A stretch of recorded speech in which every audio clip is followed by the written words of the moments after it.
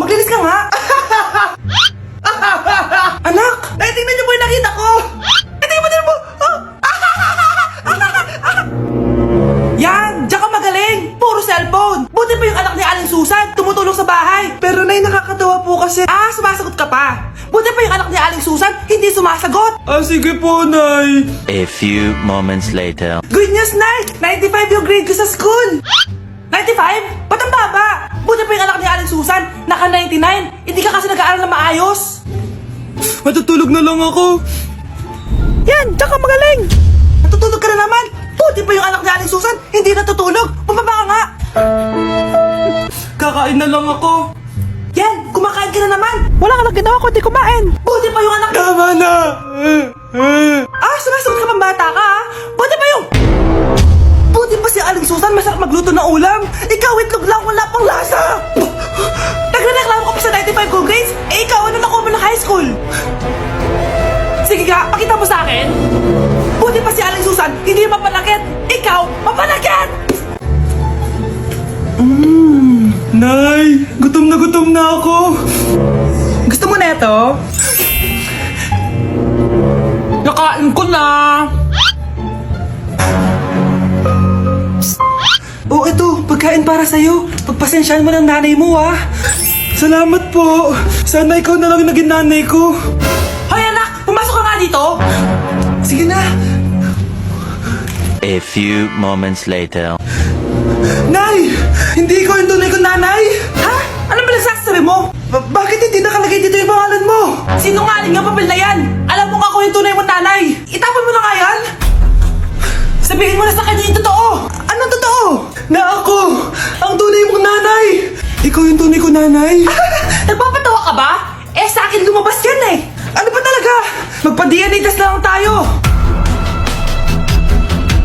Malalaman ko na kung sino totoong nanay. Ang tunay mong nanay ay... siya! Siya yung nanay ko? Hindi pwede to! Ayoko! O diba? Tama ako? Ikaw na lang nanay ko! Ampunin mo na ako! Huwag ka na makulit! Palayasin mo na yan! Ayaw kita maging nanay! Ang sama ng ugali mo! Anak, malapit na umuwi yung tatay mo! Talaga, Nay? Nakaka-excite naman! Tsaka pala, anak, mag-face-to-face class na kayo bukas. Maganda ka na, ha? Face-to-face? Paano ko sasabihin kay nanay na buntis ako? A few moments later. Kain ka lang, anak, ha? Sige po, Nay.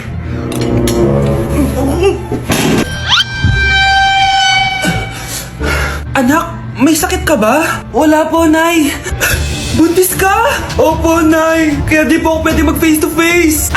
Paano ka mabubuntis wala ka naman jowa? Meron po akong jowa, Nay. Tinago ko po sa inyo.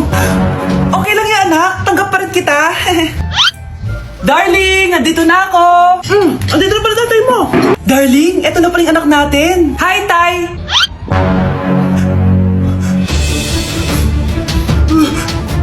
May problema ba? Darling, magpapaliwanag ako. Nay, siya po yung sinasabi ko na boyfriend ko.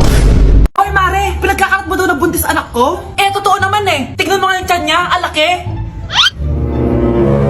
Basta, hindi buntis anak ko. Ba't di natin siya tanongin, Mare? Anak, halika dito. Yes, Nay? Buntis ka ba? Ha? Hindi po, Nay. Bakit ang laki ng tiyan mo? Bloated lang po ako, Nay. Uminom po kasi ako ng soft kanina. Bloated lang pala eh. Pinagsasabi mo dyan. Bahala ka kung ayaw mo maniwala. Sumasakit tiyan ko. Ayan na, mga anak na. Anak, napapano ka?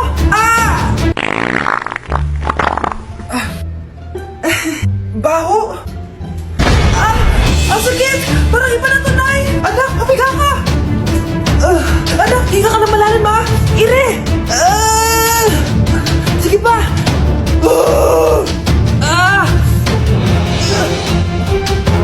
Baby. Sorry, Nay. Tinago ko sa'yo na buntis ako. Okay lang, anak. Pero sinong tatay nito? Ang tatay ng anak ko ay ang anak ni tita. Anak mo pala may gawa nito? Asa na yun? Ikaw, magbigay ka ng sustento para sa anak nyo. Sige po, magbibigay po ako ng 5. 5,000? 5 pesos? Wala na po kasi yung pera eh. At dahil 5 pesos ang binigay ng tatay mo, lollipop mo ng dedean mo, ha? Mukhang bad trip si ma'am. Kayong apat, tumayo kayo! Hala, ano naman kayang ginawa nila? OMG! Natatandaan nyo ba tong group chat nyo? Paano nalaman ni ma'am yung GC namin? Patay kami nito. Ang gagaling nyo! Mag-umpisa tayo kay Scarlett. Ako po, ma'am. Palagi na nagpapareport si ma'am. Ano, tamad na siya magturo? Sayang ang tuition natin, be. Isa ka pa, Christian! Ma'am, kita niyo ba, bago riban si ma'am, balita ko kumukuha siya sa class funds natin, Ginawa niya tayong business. Samantha! Yes po. Ayoko talaga dyan kay ma'am. Mas gusto ko pa yung dati nating teacher. Buti pa yon, hindi nang babagsak. Tapos magaling pa magturo. Kyle! Akala ko matino ka. Guys, huwag niyo naman ginaganyan si ma'am. Mabait naman siya eh. Sa principal nga lang.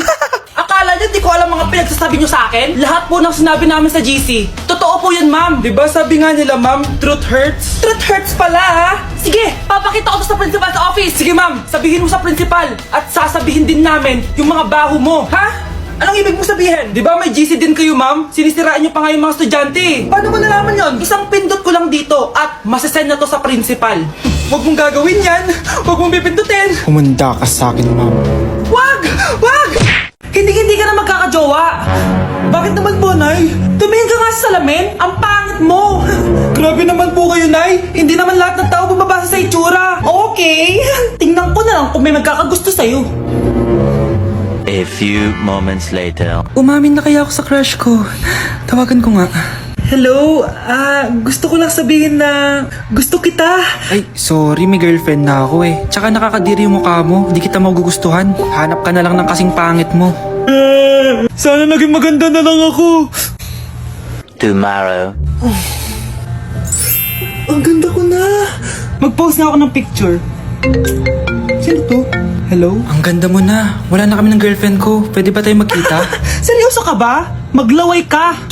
Hi, Nay. Di ba sabi niyo di po ako magkakajowa? May jowa na ako ngayon. Mayaman at pogi. Sorry anak sa mga sinabi ko sa'yo. Babe, halika. Hello po, tita. Nice to meet you. Christian? Nay? Magkakilala kayo, Nay? Anak, siya yung nawawala mo kapatid.